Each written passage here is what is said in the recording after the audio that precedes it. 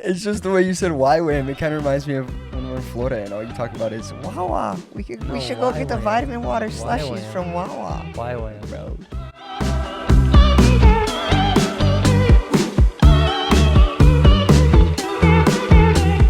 What's up, guys? Welcome back to the Encounter Podcast. Welcome back. I mean, he didn't say anything. He's locked.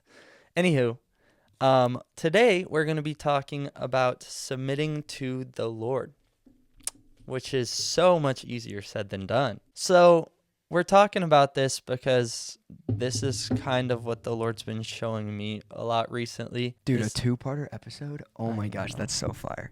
Yeah, crazy. What the right? Lord's been teaching me, what's the Lord's been teaching you? Oh my gosh, that's fire. Oh my gosh. But Same outfits.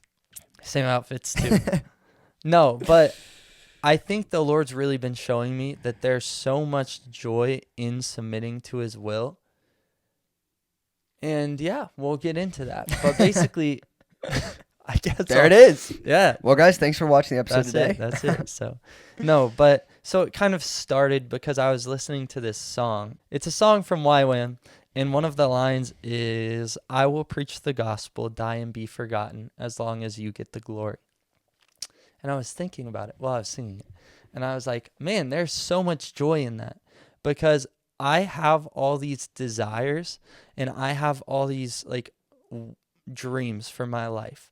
But I don't have to have any of these things met in order to have a good life because I live for something greater. I live for Jesus, right? And so it's like I have all these desires that some good, some bad, right?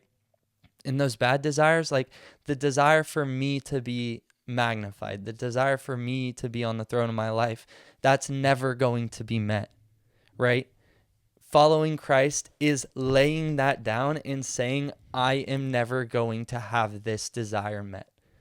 And then there's other good desires that are just misplaced in their time, right? And the Lord may or may not ever give those things. But I don't need him to give me those things in order to have a good life because I only need him. And so it was just so reassuring because it's like I live for something greater than myself because I'm going to be dead and gone. Yeah. Nobody's going to remember me.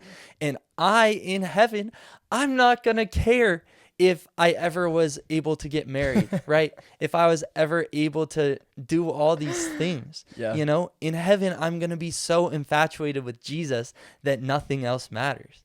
And so I'm not going to care if I had to spend 80 years without a wife. Which, Lord willing, I don't. But, you know.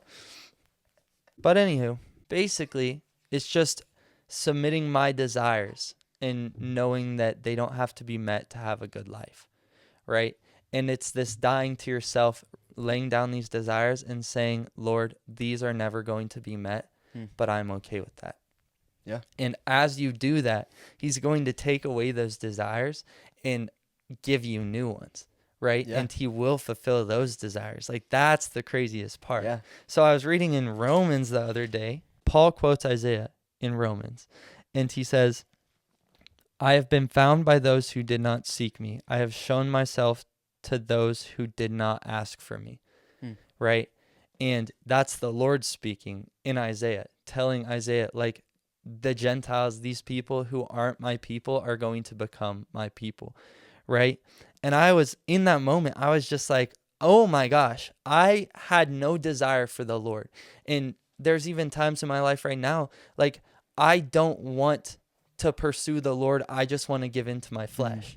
Right? But the Lord still sought me out in those moments, and he still is with me in those moments, strengthening me. And so I just wrote, thank you for seeking me out when I didn't want you, when I had no desire for you, right? And now it's crazy because now I don't desire anything more. Now my greatest desire is Jesus. And it's like, that is I literally have it written and circled. It says, now that's a testimony of Jesus right there, circled, because I did not want anything to do with him. And now by his grace, I want everything to do with him, and he's pulling me away from my desires of the world. Now I don't want anything to do with those things because I'm so infatuated with him. and those things are just going to take me away from him. And so it's Yeah. like, get those away, you know? It's so cool. It reminds me of I don't even know what the scene. I don't even know what movie this is from, but it's like all the memes where it's like temptation and like that's how you like deal with it, and it's the guy sitting in the car. You know what I'm talking about? And the girl tries to kiss him, and he just like Get punches- away and he's from like- me, Katie. Yeah. I don't know what movie that's from, but that's Insert- the one. No, that clip's so funny. Don't rush me, Katie. I'm just not ready. But no, that is beautiful. Like it's awesome. It's like whenever you're focused on God and whenever He's instilling His desires in your heart, then that's the only thing that satisfies you. Yeah. Like for real.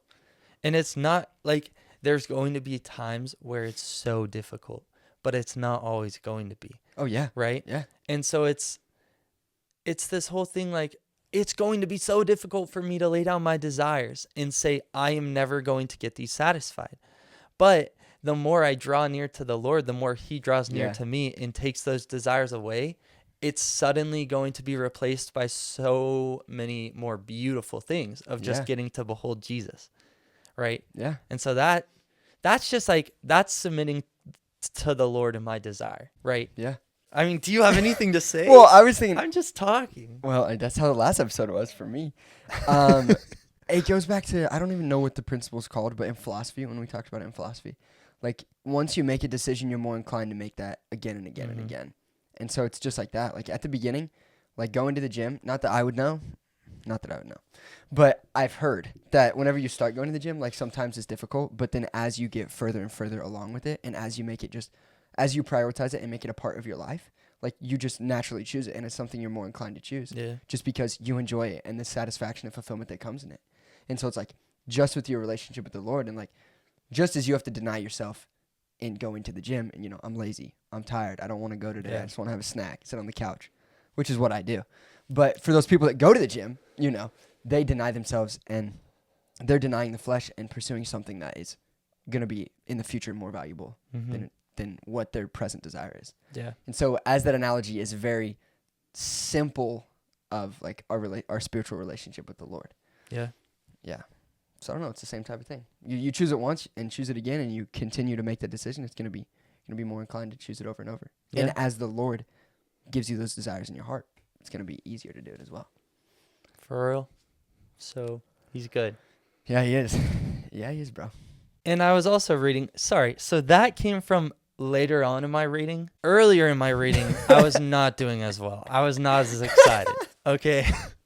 Because I get to Romans 9, and Paul's talking about God and basically like sovereign choice and election, right? And so Like the presidential election. like the presidential election. No, like people being chosen to be saved. Yeah. And then this other side of, but there's people who the Lord hardens. Okay, I'm going to start in verse 9. I'm going to read a lot. We'll probably cut out a lot of this, but this is just to, 9, it says, "For this is what the promise said. About this time next year I will return, and Sarah shall have a son. And not only so, but also when Rebekah has conceived children by one man, our forefather Isaac, though they were not yet born and had not done nothing either good or bad, in order that God's purpose of election might continue, not because of works, but because of him who calls. She was told, the older will serve the younger, as it is written, Jacob I loved, but Esau I hated. What shall we say then? Is there injustice on God's part? By no means. For he says to Moses, I will have mercy on whom I have mercy, and I will have compassion on whom I have compassion. So then it depends not on human will or exertion, but on God, who has mercy. For the scripture says to Pharaoh, for this very purpose I have raised you up, that I might show my power in you, and that my name might be proclaimed in all the earth. So then he has mercy on whomever he wills, and he harden whomever he wills. So I came out of that not doing great, because I'm like, but Lord, that doesn't seem fair. Verse 20 says, but who are you, O man, to answer back to God? And so basically still wasn't doing great.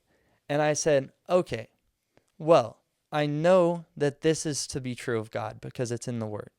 But I also know that we have free will because that's in the word. I also know all these things about God. So I literally just wrote in the margin, God, I struggle with this, but here are the things I know to be true of you. I know you're merciful and gracious, because it says that in Romans 9:16. You desire all to be saved, 2 Peter 3:9. I have been chosen and saved, Romans 8:1-4. You called me to preach the good news to the lost, Matthew 28. You're good in all your ways. Your ways and your thoughts are higher than mine. And because I know all these things to be true of you, I can trust that this is good too. Right. And so I literally wrote, I didn't even think about this episode at this time, but I said, because of these, I submit my doubts to what I know to be true of my perfectly almighty God. We're going to have doubts, and we're going to like question some things in the Bible, but who are we to question God?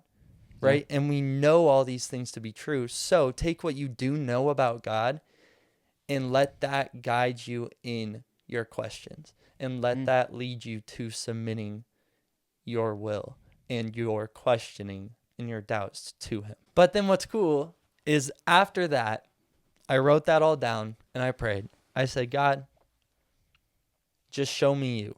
Show me Jesus. Show me what I know to be true of you, and just continue to reveal yourself to me. And I kept reading, and literally the next section, and it says, those who are not my people I will call my people, and her who is not beloved I will call beloved. And in the very place where it was said to them, you are not my people, they will be called sons of the living God. And I was like, okay, so obviously God has so much mercy and God has so much love, right? Because that section follows what I just read.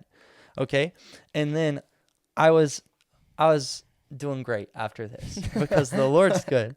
And so that section's just crazy to me, because it says they will be called sons of the living God. When I wanted nothing to do with him, when I was lost in my sin, I have all this brokenness, right? Like, I look at my sin and I'm ashamed. You look at your sin. We were talking on the last episode about all that shame, all that guilt, right? But the Lord chose to identify us with himself in that. Yeah. And in that, he said, you belong to me, even with all this stuff. And so then he made a way for us to be saved, and he chose us. And so that part was just amazing to me, because it was like, man, even in my deepest, darkest sin, he still identified with me. Yeah. And he didn't just leave me in that, but he changed me, and he's changing me. And so, yeah, he doesn't just love you whenever you like look good, I guess, or when you are good, I guess. But the Lord loves us in every stage that we are in our lives. I was reading in Luke this morning, and it talks about how even people that are loved will love the people that love them. But Jesus challenges us to love our enemies, because like that ultimately is what love is. It's not just loving somebody whenever you're loved by them. yeah. And so it kind of reminds me of what we're talking about, is like the Lord loves us even when we're rejecting him, and even when we're stepping away, and even when we're literally walking away and running away from him. But he still loves us even in that, because that is what his true love is. Yeah. That's what it looks like. It's not, he doesn't just want us when we want him, and he doesn't just love us or forgive us when we're forgiving other people, you know? It's like he's loved us always, and he always will love us. Just one more thing. But like, submission requires so much humility, obviously, right?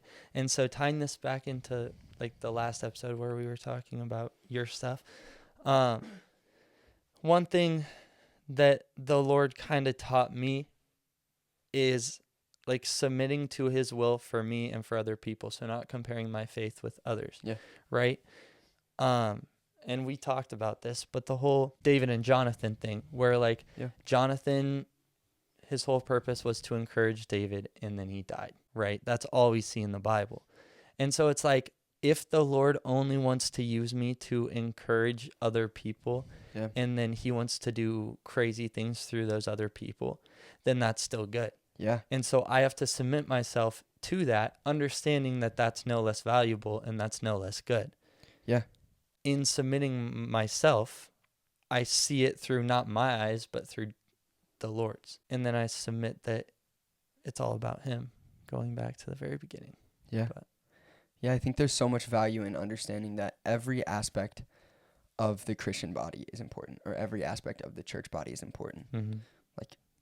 Even if you're just somebody that's moving rocks off the field of somebody's heart, and somebody else is coming along and tilling the dirt, and somebody else is coming along and planting the seed, and then the Lord waters, and that person is saved, or that person grows in that. You moving the rock is just as important as the person that planted the seed. Mm-hmm. Maybe there are different actions, and maybe those things were fulfilled in different ways, but they're just as impactful as the other ones. Those actions are just as impactful as the other ones. And I think that goes back to when we're focusing on ourselves and our actions, that's when we become discouraged. Or that's when we're like, man, I wish the Lord was doing more in me. Yeah. But when we're focusing on the Lord and the way that he's working in our lives, like, man, dude, that's awesome that I even get to move the rocks out of the field. You know, like, I may not be the one that's sowing the seed, but I'm moving a rock, Yeah. you know? And so it just goes back to the emphasis of putting your emphasis and your mindset on looking at what the Lord is doing in your life and not focusing on your own self. Yeah. Yeah. For real. I mean, Do we have hammer and nail for this one? what you got? There's freedom in submission. Yeah. I guess. Submit your doubts to the Lord, I guess, and understand, like, remember and focus on who you know him to be, even in the times that you do have doubts. Also, hammer, pray. No, I'm so serious though. You have to, like, literally, as soon as you recognize your desire being contrary to God's, pray about it Yeah. and give it over to him. Yeah. Yeah. Anywho, that's it for the episode. Thanks for watching. Peace.